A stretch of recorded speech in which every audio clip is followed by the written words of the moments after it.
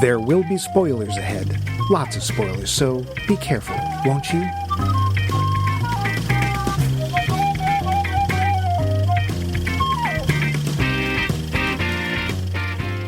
Okay, people, here's how it went down. Stop me if it gets too close to the bone, see? Yeah, you, Sven. You were tired of Jorgensen horning in on your illegal herring smuggling, so you framed Spanish Bob for the murder of Iron Steve Marino because you knew Captain Frangipans would suspect Sweet Isabel instead. That would leave the way clear for street sweeper Izzy to move in on the South Side underground poodle grooming ring, but at the same time, Louis Underoos and his wife Bitsy Sue could have their second cousin's daughter's roommate, Jazz Baby Phone Bone, flown out of the country before she could be implicated in any of the Bumpy Bucks laundering that's been going on in the basement of the Lutheran Youth Center. It's all so obvious. You're a loon. It's been big four hooves behind this the whole time. Well, it's the glue factory for you, Bumpy. Take him away, boys. Yes, if it's straightforward narrative and easy-to-follow plot threads like that, which are hallmarks of the film noirs... Films noir? That we've been talking... Noirs. Films noirs. Films noirs, okay. That we've been talking about at Max Mike Movies in our series Walk the Dark Street. Then this week's entry, boy howdy, is this a spilled pack of corn husk Jim Jams? Huh? No, I don't know what that means. But this week we're discussing another Raymond Chandler adaptation, The Big Sleep, starring that glorious screen duo, Elisha Cook Jr. and Sonia Darren. Huh? Okay, no, it's actually Humphrey Bogart and Lauren Bacall, but I think Cook and Darren could really have been something. Too bad they never actually appear on screen together. Or do they? No. No, they don't. I'm your host, Max Levine, one half of a smoldering podcast duo. And over there, smoldering lightly on a low flame until he turns a crispy golden brown, is your other host, Mike Luce. Hit him with the smolder, Mike. Put me out! Put me out! But before we get to all this smoldering, we've got the poll question. Poll question. Last week we asked you, what is your favorite foreign, non-American film? And by non-American, we mean not good. Oh, please. All the good films are American. Stop. My country, Fired. save the queen. Nick Hoffman leads off with, weirdly enough, and for personal reasons, I'd say Das Boot. Huh. But only if watched in German without subtitles? Oh, Lord. I'm going to go with no. Bonnie Musinski took our German class to see it at the end of the mod, and it was really amazing to understand it in the original language. And it's just a great movie. I'll give you that, but without the subtitles, it would just be gibberish and submarines. Benjamin Carl says, Blood Throne, I believe he meant Throne of Blood, Akira Kurosawa, a brilliant adaptation of Macbeth. Oops, I'm not supposed to say that out loud. Within a... You're not supposed to say Macbeth. You're not an actor. But I play one on TV. Oh, you got a point. Within a samurai motif. Even translated to Japanese and translated back again to English for the subtitles, this film captures the heart of Shakespeare's work better than most original English productions. Interesting. Brandon Day says, Amélie is my favorite. Oh, but there are lots of great ones I love. I feel obliged to mention The Double Life of Veronique. What a beautiful, haunting film. I don't know. I've never seen that. Oh, others will cover Japan, no doubt. Oh, no doubt. I wonder who. George Saulnier, who sounds foreign. It's hard to say. Oh, okay. Continue. Okay. I'm a huge fan of Bergman. There's a period in the late 50s to late 60s where I find his films flawless. Wow, that's quite a claim. Yeah. Wild Strawberries, Through a Glass Darkly, Smiles of a Summer Night, The Seventh Seal, The Virgin Spring, Persona, Winter Light. I couldn't decide. I also love Antonioni's Blow Up. Brian Paul McStravick says, Life is beautiful. Well, that's a nice sentiment, Brian, but what's your favorite? Italian movie. Oh, right. Right, with what's his name? How fired are you? Benito Just Mussolini guess. or whatever his name is. No! Mussolini? All right, Benini. Well, at least Benini made the trains run on time. Val Coons, you footsteps. Do you have something in your throat? No, nothing. Hugh footsteps. Hugh Footsteps. Hugh's footsteps, yes. For sentimental reasons, Ingmar Bergman's The Magic Flute, except for the constant shots of his daughter, is on the list. I remember really liking Day for Night, my favorite kind of lens, when I first saw it in the late 70s. Shall We Dance, the original Japanese film, of course, is wonderful, but the one that goes on top and will never be replaced is, we should have seen this coming, Strictly Ballroom. Yeah. Ethan Karn with another vote for Amelie. Dr. Professor Rebecca Peltke has one that I am guaranteed to mispronounce. Atanarjuat, the first feature film in Inuit? No, it's not. Inuktitut. I'm sorry, I said it wrong. I know I did, but whatever. It's the closest I could get. Let the Right One In. Oh, if you include English language films from other countries, then Rhymes for Young Ghouls, which is Meekmak. Will you stop that? Becca, are you just trying to make my jaw dislodge? I believe it's Meekmak / Canadian, and I second Strictly Ballroom. You couldn't have just said Strictly Ballroom. No, she's trying to broaden your horizons. My horizons are plenty broad. Yeah, sure. Or maybe that's my butt. Adam Mark says, so hard. What's even foreign these days, since so many U.S. films are shot abroad? No, it doesn't matter where they're shot. It matters who produced them. Would Gosford Park count? Yes. Let's say yes. It was produced by USA Films and Capital Films of the UK, so I hope that's enough. Well, all right, but don't let it happen again. It's definitely an English film. Oh boy, is it through and through, with director Robert Altman at his zenith and writer Julian Fellowes' worst tendencies reined in. Nicely put. A cast of literally hundreds, but it all works so wonderfully with tight writing and amazing atmosphere. Themes of class, wealth, Anglo-American relations, sex and infidelity, old versus new, politics and the interlude between one world-changing war and the trepidation of the next to come. The hypocritical triumph and those who debase themselves for money succeed.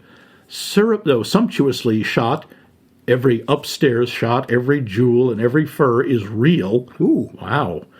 A masterpiece of cinema in a svelte 137 minutes. It's one of my favorite films, and I watch it every winter. You were talking about that one last week, weren't you? Yeah, I really like Gosford Park. It's a really good movie. I didn't think of it as being foreign because, of course, they're all very white, yes, and very speaking English, but they're British and Irish and Scottish. So, Jamie Kleinert says The Red Violin, yeah. obviously because it's about a musical instrument, but also the story is just haunting and engaging. What every kid dreams of the backstory of their own instrument. It was the first movie I got carded for. It came out my sophomore year of college. I saw it at the Great Lakes Crossing AMC about 6 months after the complex opened, when it was the top theater destination in our area. Dave reins himself in quite a bit. Okay, so if we narrow it down to favorite foreign movie in the last year, that's well done, Dave, because otherwise I don't know how you'd narrow it down. And foreign does not include Japan, Germany, or France. Then I can pick one. Well, that kind of eliminates a lot of them, but sure. To be honest, Germany and France fall out if we limit it to last year. Wow. I really felt like Kahani put me in the streets of Kolkata. I don't know if that's the actual spelling of Calcutta, but Kolkata. And Bob Biswas was a great villain. It was available on the airplane and had an IMDb rating of over 8, so I watched it with no expectations. We have to look into that one. That's a pretty expensive way to watch a movie, but whatever. Man, hard to walk out if you don't like it. Ah! Bruce Herr Jr. says, I'm going to say La Vie en Rose. Oh, wow. Marion Cotillard as Edith Piaf was absolutely sublime, and she fully deserved that Best Actress Oscar. Geneva Brunetti says, best I can do is narrow it down. La Haine. I don't know that one. M, right. Cleo from 5 to 7. That's an interesting one. Rules of the Game. Ooh, grim. Breathless. Unironically, Sorry, Not Sorry. Life is Beautiful. And La Femme Nikita, the 1990 version. Gee, not the American remake? Funny that. Dan Schaefer says, I'm recently on a Bollywood kick. And apparently he likes one called Rrrr. Fired. Yep, RRR. Wait, I'm the dumb one. What are you doing? I'm hosting this week. I get to be dumb. Oh. Besides, that's not how that works. It's a dramatic twist. No, it isn't. Yes, it is. Totally is. You're a dramatic twist. Well, anyway, is one of the most fun Bollywood movies ever. Over-the-top action, an amazing bromance, and, of course, some excellent dance production numbers. This is true. There's another one I like called Happy New Year, which combines an Ocean's 11-style heist with an international dance contest. Yeah, that's intriguing. The only problem with Bollywood movies is that they are all about 3 hours long. Wow. All of them? Oh, dear. Then there's Bahubali 1 and 2, a full movie within a full movie spanning 2 separate films for a total of 5.5 hours. Yikes! I have to go to the bathroom. You're not allowed. The first one begins the frame story and then does half the flashback. The second one finishes the flashback, then finishes the frame story. Wow. Man, that's ambitious. Yeah. Regan McStravick. Wait a minute. That's 2 McStravics in the same... Anyway. Ooh, so many to choose from. We got another one for Double Life of Veronique, followed closely by the Blue, White, and Red trilogy. Mano of the Spring, Amélie, City of Lost Children, most anything by Kurosawa. But the one I have watched the most is probably Cinema Paradiso. Oh, that's supposed to be terrific, and I have never seen it. You know, neither have I. And both of us had ample opportunity. We did. I could go to the Harvard Square Theater. You worked there. Yeah. So could have seen it any time, never did. Derek Steele, P.I. It's his real name. Private investigator. Says, no, he isn't. City of God, Brazilian gang film told through the eyes of a young photographer. Yeah, I've heard of that one. That sounds very hard to watch. Roland Hardy, Elevator to the Gallows. This is a great noir French film of the 50s with an equally great Miles Davis soundtrack. Oh. Wow. Why aren't we watching that? I don't know. I think they may have to go on the list. It might. Agatha Gasparoni says, I haven't seen many, but I loved Parasite. Ooh. Yeah, again, not a fun one to watch, but good movie. Interesting. Keith Wright. Where do I know him from? Possibly also Q Footsteps. The Host, Ringu, the Japanese, not The Ring. Crouching Tiger, Hidden Dragon, Lamb, which I assume is a separate movie, because I kind of would be into watching Crouching Tiger, Hidden Dragon, Lamb. That would be interesting. Some others... Princess Dragon Lamb. Yeah. Some others whose titles I can't remember at present. I see. We're going to have to beat it out of you. No! Well, that's what he... Stop it! I'm fired. Zone. Kate Warner says, hands down, The Lives of Others. Oh, I don't know that one. I have some weirdly specific English favorites, but they just make me feel at home. Still, when I saw The Lives of Others in theaters, it left a mark and has been one of my favorite movies ever since. It's a beautifully human story. Charles Forsythe says, gee, it's hard to pick which Uwe Boll movie is best. So that is a hard choice. So I go with Peculiarities of the National Hunt, which he then puts in Russian, which is Osobenosti Nacionaloi Okoti, I think. Привет, до свидания, до здоровья. Perestroika. In this movie, a Finnish graduate student comes to Russia to study hunting traditions.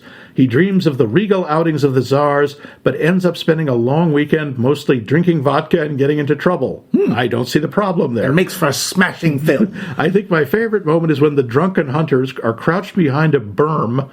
I think that's an actual word. I don't know I forget what it means. Waiting for game to wander by, and Bigfoot strolls casually through the background. No one notices. This cracks me up every time. Okay. We haven't even seen it. Wow. And, of course, our foreign correspondent from that foreign land most foreign of Canada, Vince, says, my favorite foreign film, I will mention Hollywood films are foreign films here, but I won't be a pedantic penguin wrangler. Well done, Vince. Is Herzog's Aguirre the Wrath of God? Oh, boy. Yeah, he's a big Herzog fan. Oh, wow. I refused to get a DVD player until it came out on DVD. I wanted it to be the first thing I saw on the player. Vince, do you need help? Is there someone we should call? He likes German films. I know, but Herzog is so friggin' grim. Well, what about you, Mike? What's your favorite non-American film? It's a toughie. I mean, there's ones that make it to these shores and are easier to see, like Crouching Tiger, Hidden Dragon, which is very good. And I actually saw The Red Violin in the theater because right around the late 90s, early 2000s, you actually could see films like that even in regular mall-based theaters. I have a big soft spot for a lot of Jackie Chan films. Yeah. I really like Police Story, and Absolutely. I really like Armor of God. they're a lot of fun.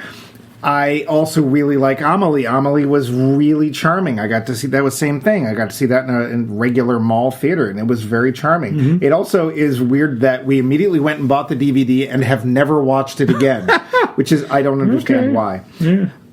I really like I don't know if it's as popular as it was back when it came out, but I think it's an 80s Hong Kong film called Chinese Ghost Story. Oh, yeah. That's a cool one. It is a really fun film. They remade it, and that was unnecessary. And doesn't it have like 2 or 3 sequels? I think it does. Yeah. I think it does. But then I have to say, well, do I choose that over a Kurosawa film? Because as much as I love Seven Samurai, I was told by people, no, watch Yojimbo. It's even better. And Dave was right. Yeah. So, yeah. How about you, Max? Yeah. I honestly, I can't pick. There are so many. I would go with Yojimbo is certainly one. Mm-hmm. Just in terms of the number of times I've seen it. But there's a French film I really liked, even though it's depressing as hell, called Children of the Paradise. Mm-hmm. And that one that hit me hard. Yeah. I mean, the original French Beauty and the Beast is an amazing film. The Cocteau one? Yeah. And I actually saw La Jetée, on which was based 12 Monkeys. Mm. And that's actually a film told in slides, if you can believe that. There's only I've heard of that. I've never seen that version. It's not that long, but it's interesting. Yeah. I just get to see these things, and because there's more work involved for us not being native language speakers of whatever the film was shot in, it's harder, and I don't think we go back to them as often, but they're no less powerful in their way. So, it's a tough call. It is. And then, of course, you have to include all of the Gamera films. Sure, and Godzilla. And Godzilla, and all the kaiju movies. Come on, who are we kidding? We love them. So, tough question. Very tough.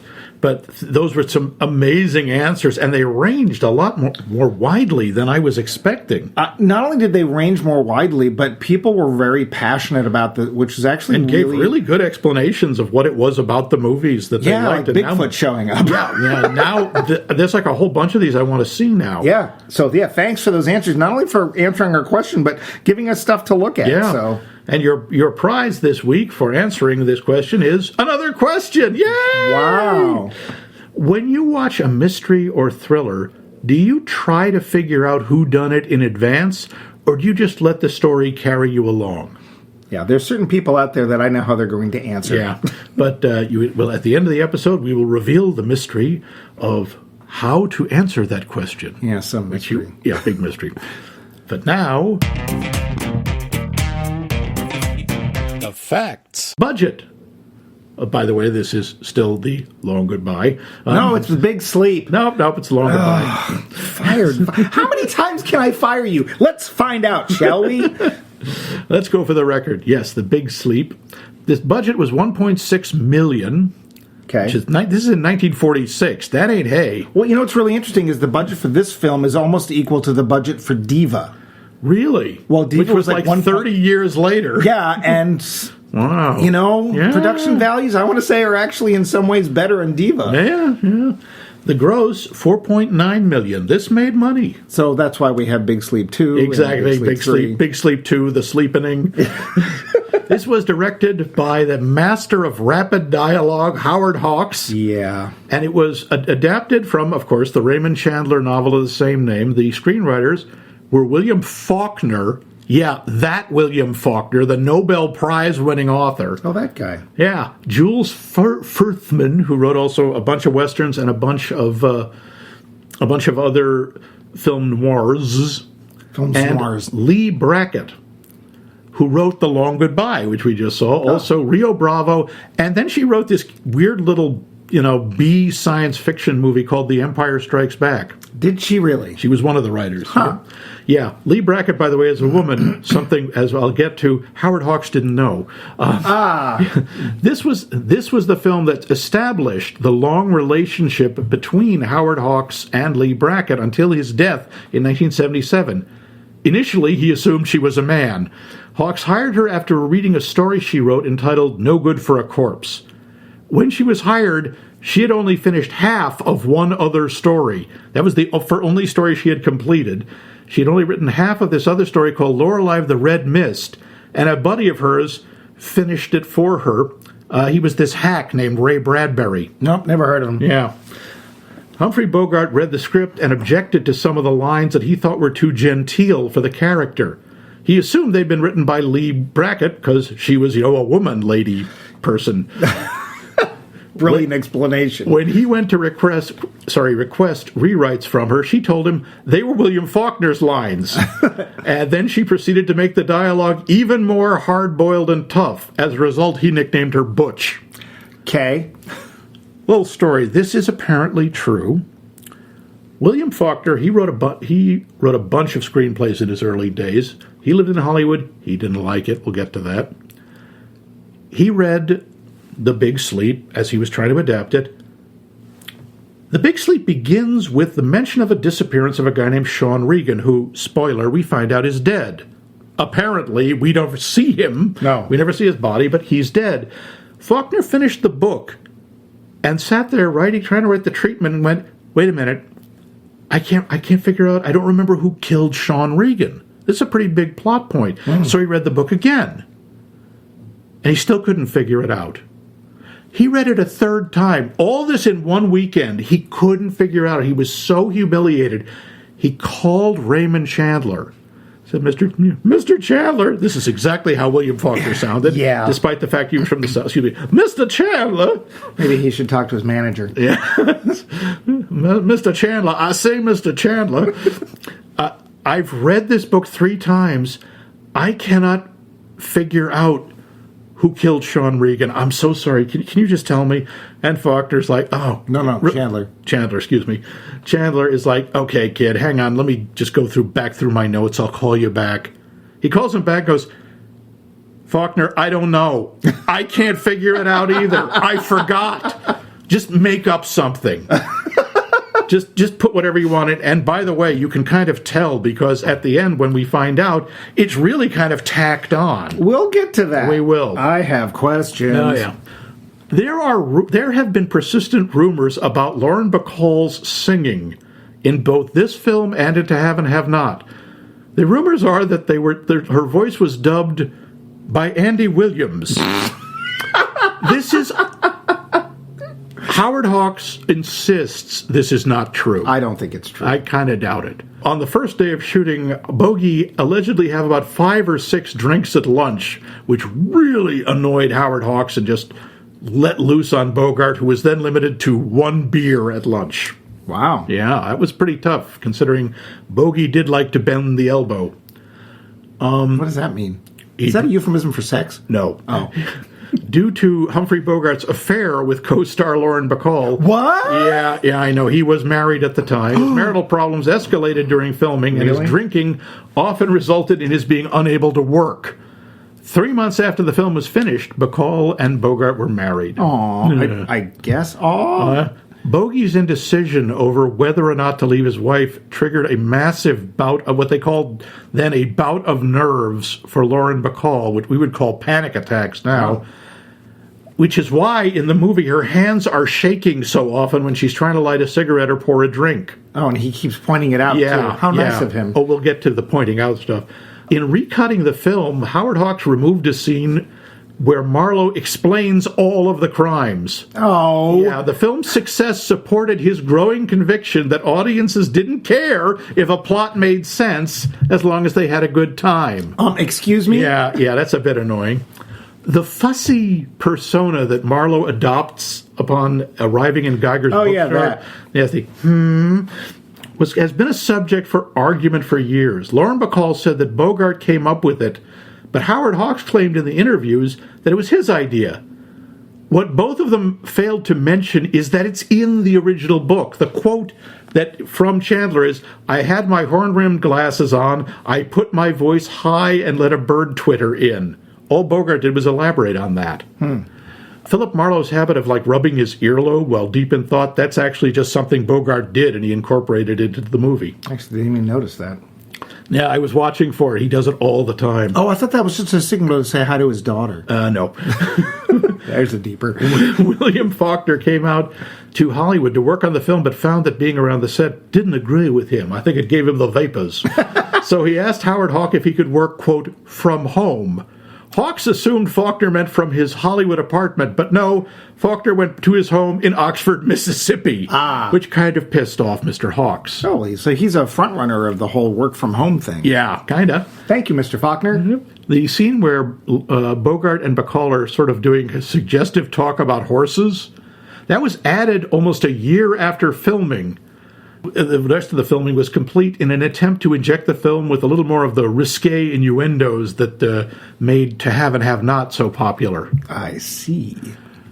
Bogart had to wear platform shoes, by the way, to appear taller than his two leading ladies, Lauren Bacall and Martha Vickers. Oops. This may be, speaking of pointing things out, this may be the reason both women taunt him about his lack of height. There are a whole bunch of ways in this movie where they try to hide that Bogey was 5'8", and Bacall is like 5'9". You know, you notice, first of all the women wear flats, which was unusual at this time, and whenever Bacall is in the car with him, you notice she's slouched way down in the passenger seat. I remember when first time I saw that thinking, that looks really uncomfortable. Why is she doing that? It's only an inch. Yeah, I know. It's not even that big a deal. I mean, to be fair, 5'8" is pretty damn short. I mean, you know, you have to agree. Oh. Your death will not be pleasant. I'll just slouch here on the couch. Mars's henchman, it's very hard for me to remember Eddie Mars because I keep wanting to call him Kenneth Mars. Oh, yeah. His henchmen are named, if you noticed, Sidney and Pete.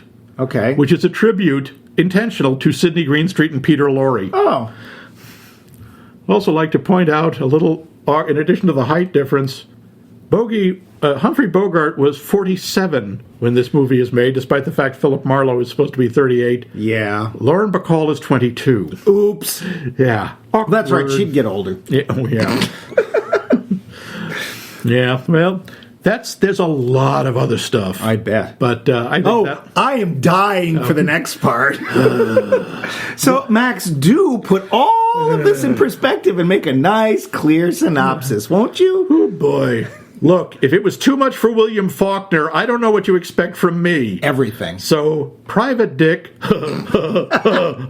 Philip Marlowe, played by Bogey, is hired by General Sternwood because one of his daughters, the hot and crazy Carmen, is being blackmailed for something, and also the General's chum and former driver Sean Regan is missing, but that's not important. Or is it?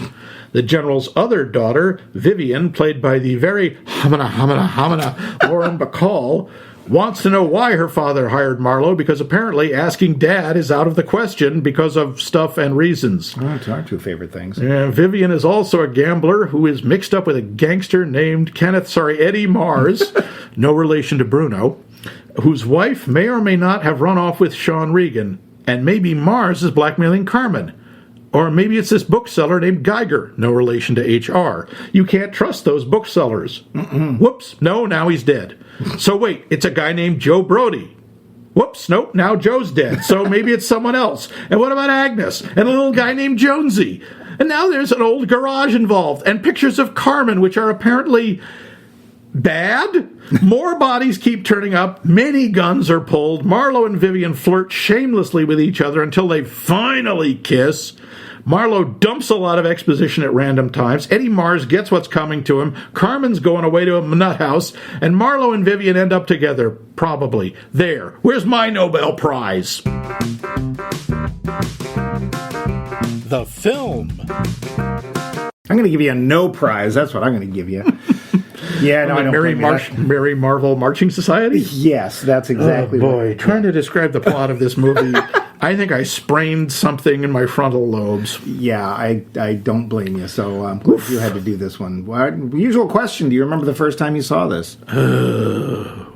Honestly, I've seen this movie a bunch of times. Yeah. I believe I did see it in a theater, not, of course, when it came out. Really? That would require a time machine. And, well, admittedly, that'd be a good way to use it. Sure. It wasn't at the Harvard Square. It was I think it was in this little theater in Maine. Oh. Yeah. Oh, like up in Bar Harbor? Yeah. Yeah, okay. I think that's where I first saw just it. the place. What about you? I saw it last year. For the first time? I just was in a kick. I think it actually might have been when I had COVID. I got into it. Okay. I want to watch some noir films, and I had never seen it. There's actually a bunch of Bogey films I had not seen, and I was like, what the heck? And so I watched The Big Sleep. And it's not a film to watch when you're not, shall we say, fully mentally competent. Yeah. Because you will lose track of everything. It really was a case of, oh, that's kind of neat. And I then probably took a nap. I might have taken a nap in the middle. But then I watched it for this show. And, of course, now it all makes perfect. Yeah. I do like the opening stuff. We're going to talk about You mean the smoking? Because it starts right up with smoking. As always, the answer is tobacco. Yeah. But we do want to talk somewhat about the cast. I'd like to start, actually, with General Sternwood, who's played by a guy named Charles Waldron. I really like that character. Isn't he terrific? He's really interesting because he's this great mix of, I was a horrible person, and I admit I was a horrible person. He's absolutely upfront. Yeah. He has no illusions about who he is or what his family is like. He's a fascinating character. The actor Charles Waldron, this was his last film. Oh. And he died before it was released. Oh. He never got to see it. I was sorry we didn't get more of him. All I see why, because maybe he did it. I don't know. It is too bad. He's in one scene, and he's one of the most interesting characters. Yeah. So he's a lot of fun. Yeah. Carmen, the crazy little sister. Yeah. Martha Vickers. She actually, there was apparently a lot more footage of hers. Okay. But Hawks thought Raymond Chandler saw it and said, she's kind of overshadowing Lauren Bacall with just the pure sexuality. I mean, there's nothing subtle about her. She throws herself at Bogey more than once. As he puts it, she tried to sit on my lap while I was standing up. Yeah, I think she does a great job. I don't like the character much. No, but she does a terrific job. She does a terrific job. And you, of course, recognize Jonesy. Elisha Cook Jr.? Yeah. Well, sure, he's Wilmer. As soon as he shows up, I'm like, no, keep away from Wilmer. No, he's Samuel T. Cogley from an episode of Star Trek. Yep. And the creepy caretaker from House on Haunted Hill. I think he also reprised his role, sort of, from Maltese Falcon in an episode of The Odd Couple. He played the heel, who was a hitman from Chicago who killed people with his shoe. In The Odd Couple? In The Odd Couple. That's kind of dark, but... Yeah. I think he turned out to be a cop undercover, but whatever. I like also the way the general describes the his daughters. You know, Carmen is still a little child who likes to pull the wings off of flies. Yeah. Yikes. Yeah. But Lauren Bacall...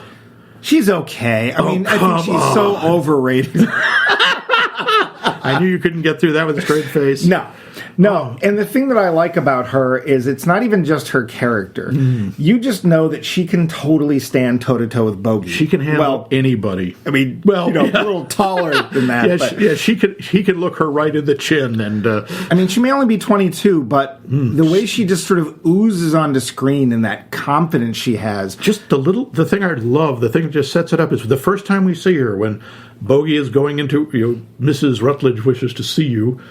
I like Norris the butler, too. He's fun. And he walks in, and she's over by the bar, and she looks at him and gives this little smile and looks away. And it's like, well, okay, I'm in love with you. Well, and part of it, you have to wonder, is it because of what they were doing behind the scenes or what? It's hard I don't know. Tell. But I have no problem believing that she can do whatever she needs to do. You also have to sit there and wonder. They don't talk much about her husband who's no longer around, but it's like, is there supposed to be any question there? Because if you told me that she, like a praying mantis, did it with him and then bit his head off, I'd have believed it. I would have believed it, and I bet she had a good reason. Sure. There are a couple of small parts in this I really like. There's a lot of small parts. I mean, first off, let's talk about Elisha Cook Jr. Sure. As Harry Jones. He's great. Yeah. And again, this is a character I wish he'd been in the movie more. Yeah. Because he's in 2 scenes and then dies. Well, they throw him in at the end. It's like, it's not confusing and convoluted enough. Hey, here's a new guy you don't even know about. Yeah. And they even just mention him. And in fact, he says, I'm being shadowed by this guy in a gray Packard or whatever, or a gray Plymouth. And we never even see it. Nope. So it's like, whoa, you are? Oh, okay. And then we find out that he's doing it. And then he shows up and then he dies. Yeah. So it's a good death scene, though. But Oh, yeah. And, it's actually very moving. He dies to protect the woman he loves who doesn't really give a crap about him. Agnes. Or anybody. Yeah. Who also does a very good job. She does a terrific job. Another one, this character who's in one scene, and she doesn't even have a name. She's Acme Bookshop proprietress. I loved her. Yes, that was Dorothy Malone, who was a big bombshell. This was like her first movie. Wow. And Hawks was saying, no, you got to use your sexuality in this. And boy, does she. So this brings up thing that I was going to bring up later, but because of all these characters popping up, the women in this film really, to every last one of them, is really capable. And it's a really interesting look at these characters. Let's face it, Bogey comes in because he wants to look at the bookstore across the street. Yeah. She instantly sizes him up. He sizes her up. We're supposed to think that she closes the store so they can have a private drink. They totally do it. They do. There's no way to see it otherwise because suddenly it's night or something. But it's actually also a really modern take on sexuality because there's nothing really looked down upon. It's just like, hey, you want it? Yeah, I do. Oh, let's go. They do it. They come back, and there's none of this. So will I see you again? No, he just pats her on the arm and says, "So long, pal." And she seems totally fine with it. Yeah. It's like, you know what? Good for her and good for him. How does she make closing a window shade sexy? I don't know. I honestly, it's baffling to me. The cab driver. Oh, the cab driver. She's is adorable. It's Joy Barlow as the cab driver. By the way, this was not necessarily in the script, but Hawks basically decided, and this is kind of, I think, his fantasy, that every woman in the movie would find Marlowe irresistible. Well, they do. They do. All of them are throwing themselves at him. Part of me is like, really? I mean, okay, let's face it, it's Bogey. He has charisma. Yeah. But there is a line in there where somebody says, actually, I think it's Carmen who says, "Is he as cute as you are?" And he responds, "Nobody is." It's a great line. Have you seen Humphrey Bogart up close? Because it's the magnetism. It's not cute. I liked her line, again, the bookstore proprietress, who, by the way, I read the book. Mm-hmm. She's referred to simply as the Jewess. Yeah, she's Jewish. Okay, because that was because she worked in a books. I don't know. Yeah, I don't know either. And Dorothy Malone, not a very Jewish name, but I like that. You begin to interest me vaguely. Yeah, the women in this film really, even Agnes. Mm-hmm. I mean, Agnes knows She's a hard luck case. She knows what she wants. She's, bitter, cynical. Even Mrs. Eddie Mars, who does not have a name in this movie except the character's name is apparently Mona. Sure. We don't know that. No. The only way I knew it is from the credits. But she has 3 lines. And then, we have questions. Yeah. We'll get to the questions. Oh, yeah. I got a bunch of questions about that, and I'm not sure I can answer. Yeah. No, we're going to try. Yeah. Eddie Mars is fine. He is. He's a good, solid... John Ridgely, he's fine. Yeah. Who else do we have? Anybody else in there really? Well, there's Regis Toomey as Bernie, the inspector. I really liked the relationship between Marlowe and Bernie because it's it wasn't the typical, it was not Maltese Falcon where it's like we know each other, we respect each other, but we're going to treat each other like crap if the job calls for it. It often happens in a lot of these films noirs.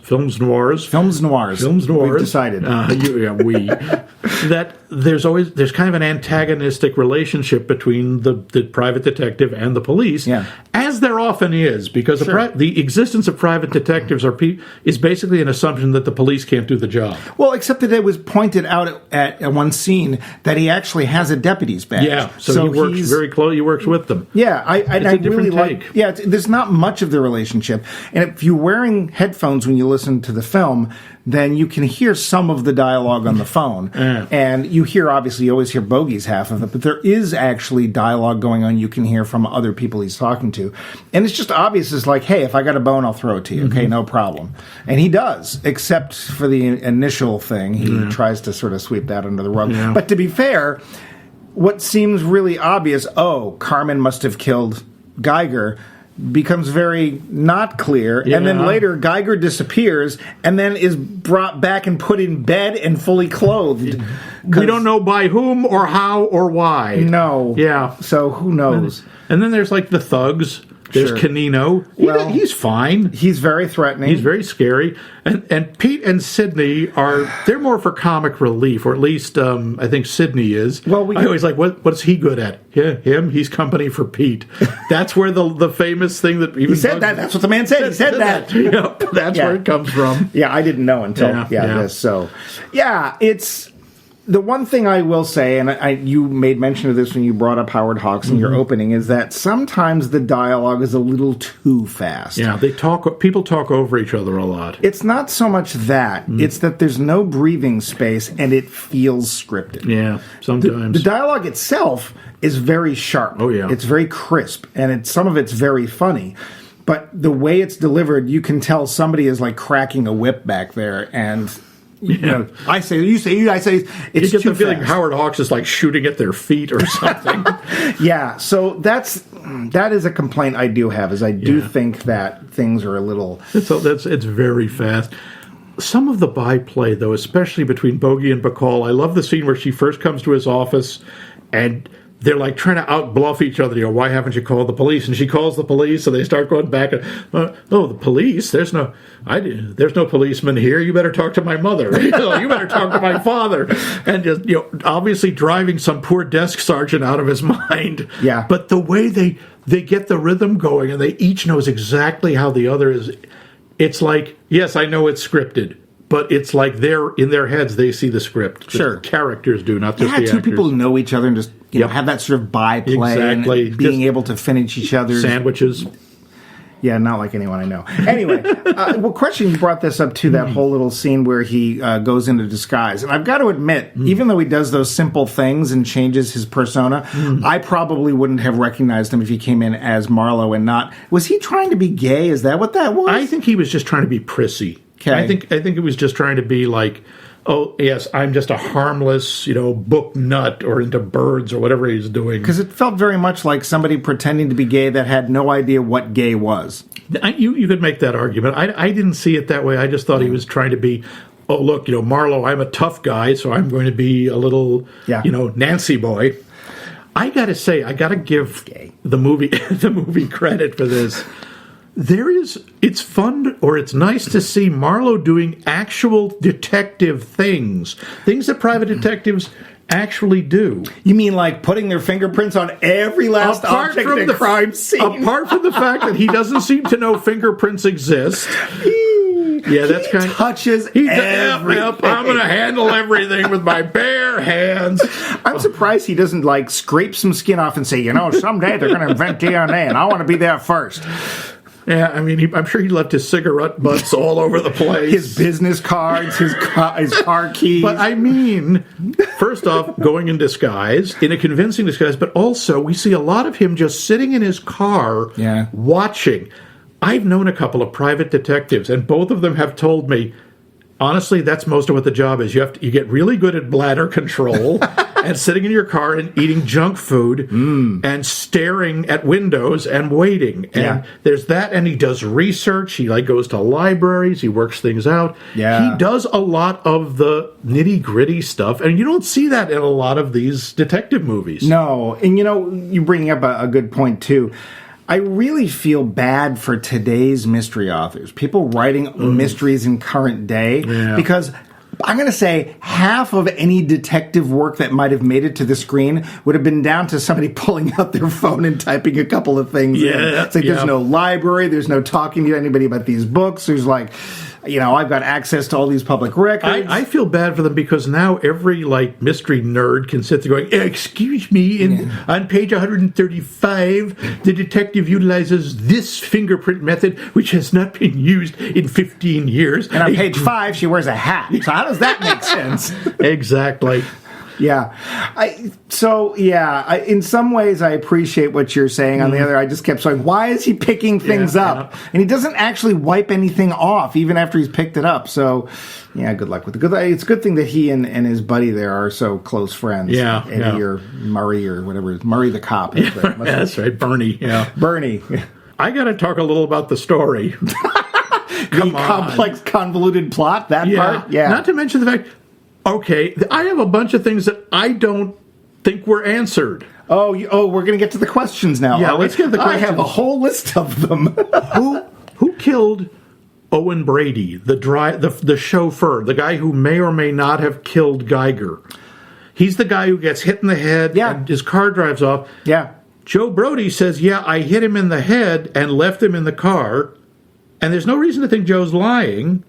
Well, but how did he get into the bay 10 miles away? Well, I also want to know, why does the name of the chauffeur is Owen? Why does Owen have the photo? Yeah, where did he get it? The best I can come up with is that Owen had been following Carmen, and because he was in love with her, there was a throwaway line where they talked about that, because Carmen also says she has no time for him. She's not interested. Yeah.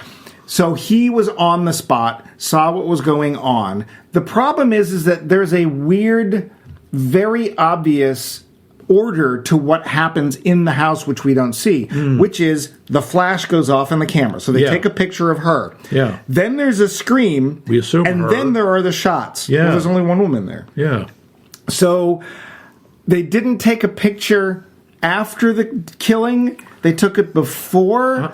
So then who killed Geiger? And would it have been Owen? Because Geiger was trying to blackmail Carmen? I guess if Owen had the photo, it was to save Carmen, although why he didn't take her with him, I don't know, because there would have been no reason to leave her there. I don't know. And I think we see two people leave the house, don't we? We see more than two, because we see two cars go away. So who are they? Well, one of them supposedly is Joe Brody, right? Because Joe admits that he was there. He was there. Probably one of them is Mars. Okay, I guess. And maybe one of his flunkies. And we know one of them was Owen. Maybe, I guess. We don't know. We're never told. I don't know. Also, toward the end, when... I'm not done. Oh, you're not done. Okay. How did they get the photo? It was supposed to be at the bottom of the bay. So if Eddie Mars... No, it was who coshed Owen? Was it Joe Brody or was it Eddie Mars? I thought it was Eddie Mars. Who coshed who? Owen? Joe Brody confesses to it. Okay, so if Joe Brody coshed Owen, why didn't he have the photo? He did. Joe Brody did have the photo. Oh, because he's with Agnes. Yes. See? Yes, it's very complicated. Okay, maybe that part makes sense. Let's move on. Quick. Okay. When Marlowe gets a tip, which the information that gets poor Jonesy killed... Yeah. That Sean Regan may be down with Mrs. Eddie Mars in some place called Rialito. Yep, outside Rialito. Outside Rialito, in this little garage. Yeah, which I don't know how they get any business. Doesn't look like there's anyone for 50 miles. Yeah. Well, there's a Why is Vivian down there with Mrs. Eddie Mars? Well, remember, they had a little plot back at the gambling den to prove that there was nothing going on between Mars and Mrs. Rutledge. Right, okay. Because otherwise people would know there was something between them. And why would that be bad? Well, except that there wasn't. Right. So, why does that thug Carol kill Joe? I think he was trying to avenge Geiger. Okay. There in the book, I remember reading the book a long time ago, there's a little sort of implication that Carol was in love with Geiger. Really? Very, very subtle. Huh. Would have to have been for the 30s. But it's also just, he's loyal, something like that. Yeah, I don't know why she's there. No, Carol's a guy. Mrs. Mars disappears almost immediately after about 3 lines. Yeah, and they leave her there. Yeah. They don't take her with them for reasons. And here's the other thing. Was Mrs. Mars off with Sean Regan or We don't know. She says... Third base! She says no. She says they were never more than good friends. Do we believe her? I don't know. He's on third and I don't care. Well, we have to guess that Eddie Mars kills Sean Regan. But he didn't. Well, no, he says he didn't. Right. But the only reason he would have to kill him, or anybody to kill him, was that he actually was going off with Mars's wife. But if he wasn't, then Mars has no motive. Right. Which, of course, is explained, sort of, at the end when we find out who actually did kill Sean Regan. Which was? Carmen. And she killed Sean Regan because she wasn't interested in him. That was a question. That was not a statement of fact. Yeah, I don't know. I think she killed him because plot or crazy or she got confused. She didn't know how guns work.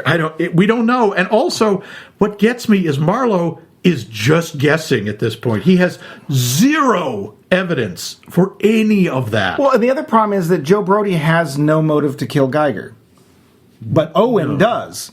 Right, because But if Owen killed Geiger, why did Carol kill Brody? And then, Mars kills Regan. Then why? Because then she says, no, I wasn't off with Sean Regan. I want to know where he is, too, because he's obviously not around. Yeah.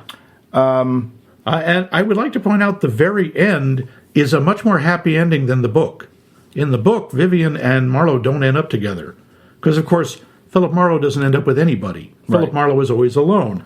Well, it is a very sweet line. I do like that when she says, what about me? And he looks at her and goes, what's wrong with you? There's nothing you can't fix. Well, and then at some point he says the amazingly romantic and deeply felt line, I guess I'm in love with you. Yeah, yeah, man. That is like the most Minnesotan line in the movie. Is it funny or are you mad? So I have a question about those two. Do we buy the relationship between Marlowe and Rutledge?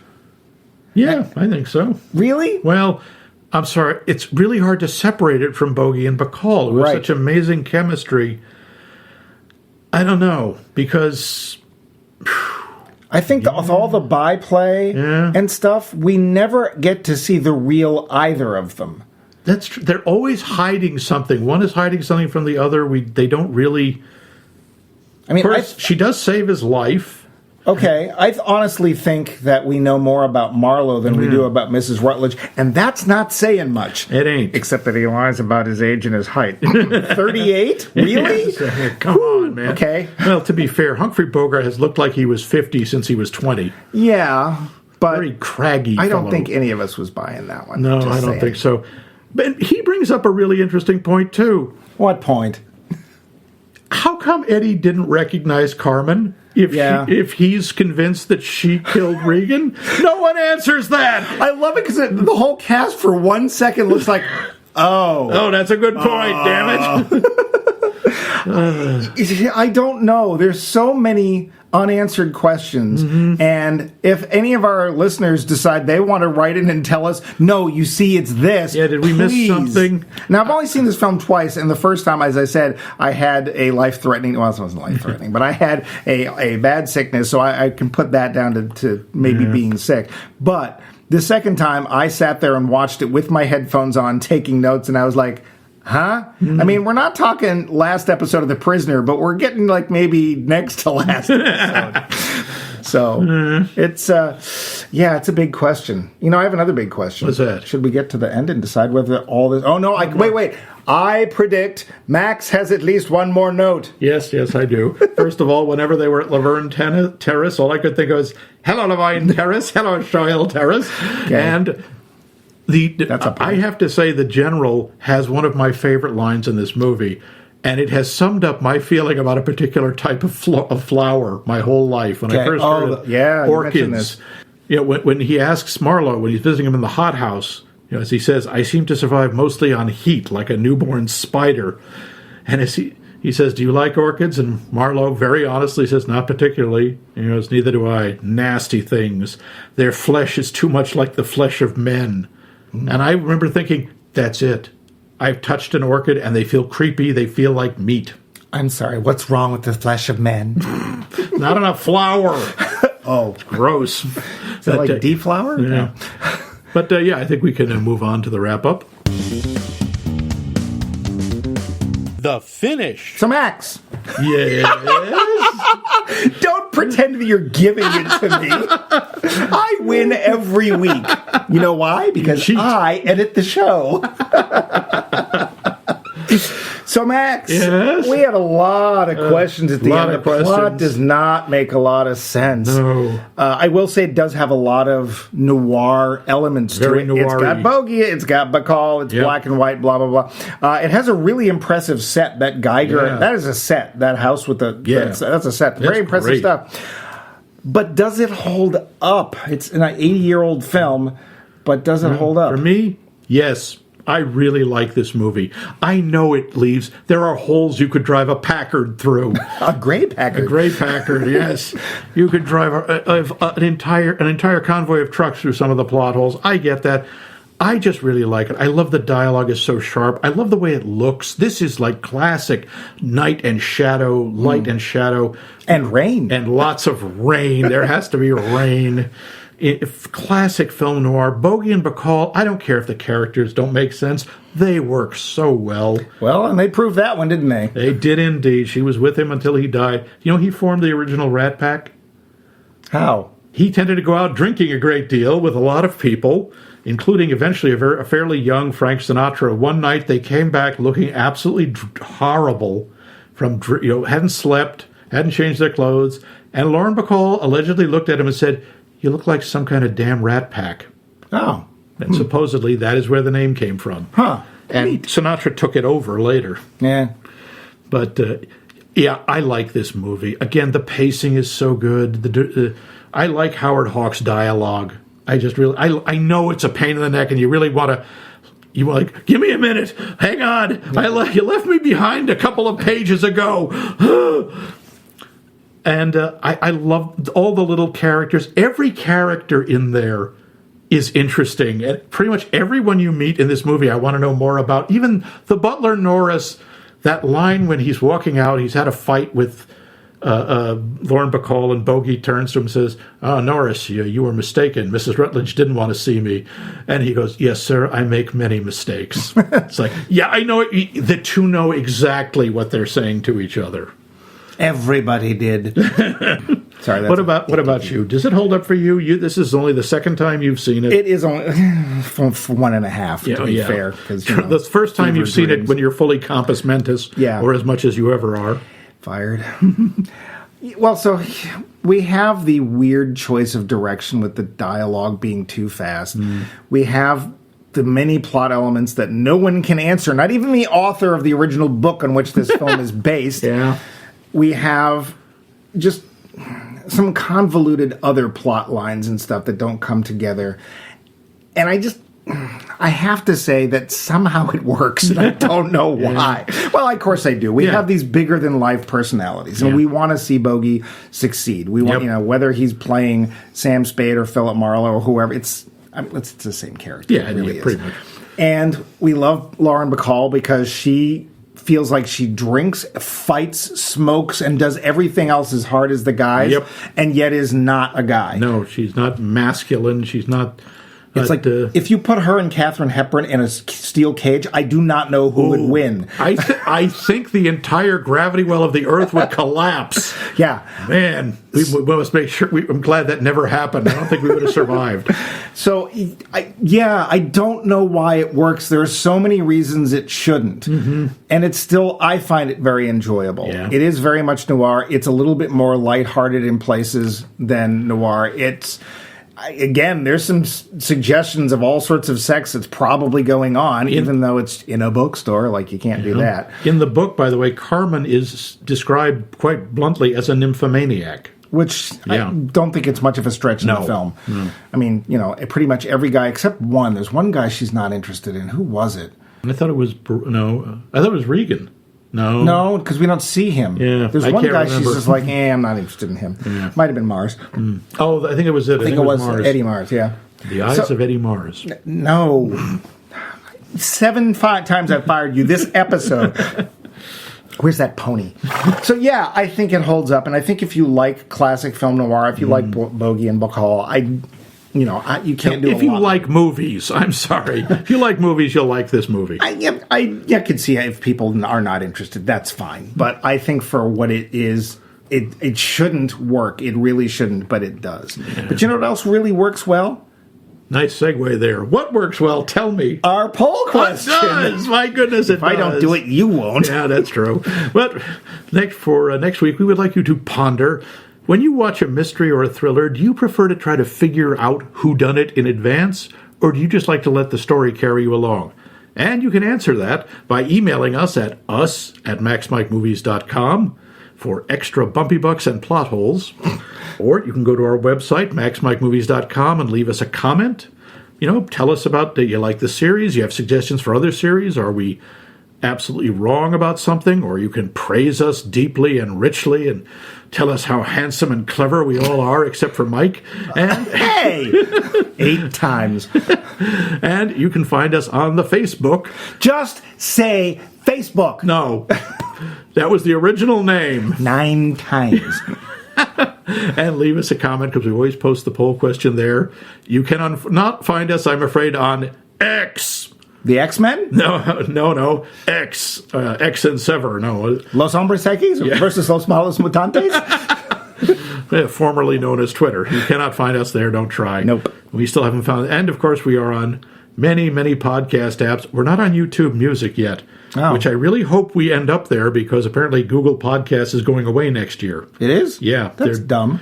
Well, this will be the third Google podcast type app that has been killed by Google in the last about 10 or 15 years. Why? They're trying to squeeze everything into YouTube Music. No. Apparently, a lot more people use YouTube Music than use Google Podcasts. Oh. But you can also use many, many other podcast apps. Yeah. But we aren't even halfway through, because we are now doing a special super extended fudgy-coated chocolatey goodness series of Walk the Dark Street. And what's our next entry? What's our next chunk of nougat, Mike? Nougat. Sure, why What not? is nougat? Answer me that, Cape Crusader.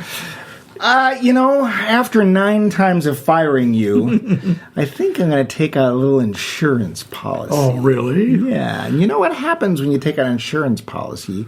You pay for those little extra sidecars. That's the proper term, sidecar. Is you didn't it? know? Yeah, sidecar I did in not know insurance. that, in Yeah, fact. it's true. And one of those sidecars. Not true. It is. Don't listen. He's been fired.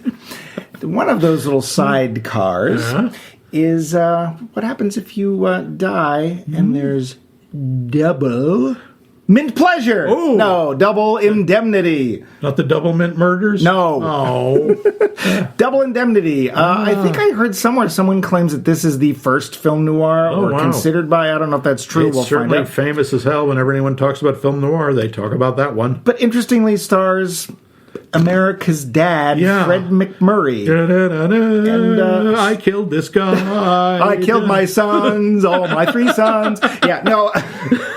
Yeah, it is. I think the murder weapon was flubber. Oh, yeah, I forgot about that one. Yeah, so the spoiler, again, an 80-year-old movie, if you haven't seen it, where he does not play a nice person in this film. And I'm wondering how that's going to hold up. And what does double indemnity mean? Well, I know one person who's about to find out. Oh, yeah? Well, I'll see your indemnity and double it. Ha-ha! You fell right into my trap. Curses! And so will you next week.